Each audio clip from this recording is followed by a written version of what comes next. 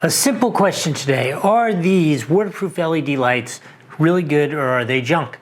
Let's test it out. Let's first open them up. I'll tell you a little bit about them. I'll show you what they look like, and then we gotta take them outside, see how they work. That's the only way you're gonna get the right answer. So here they are. They are IP67 waterproof. This is a 42-foot long string of lights. Obviously, they come with a remote. They also, I believe, come with two different kinds of mounts. So you could either mount them vertically on something, or you could use these little stakes, put them in the ground like along a walkway. Let me see if I can find one of these vertical mounts. Woo!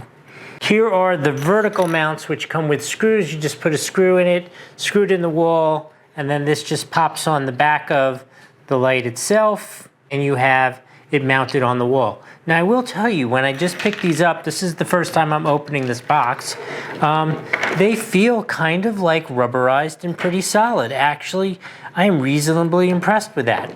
Let's real quick, while we're sitting here at the table, plug them in and see what they look like. That's pretty darn cool. All right, we're off to a good start, I'm gonna say. I think there's only one thing to do. Let's take them out, set them up, take a look at them, and then I will give you my overall impression on them. All right, let's do that now. Okay, I kind of got two different angles for you. There's been no color grading on this.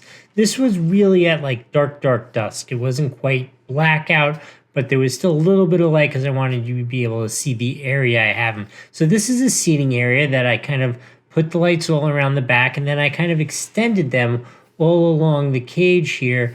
And I think they really came out great. Now, just so you know, there are all kinds of options, whether it be for using random colors, having sound control the colors, the flashing, strobing, all the different things. I just like the basic subtle green. In any case, I hope this was helpful.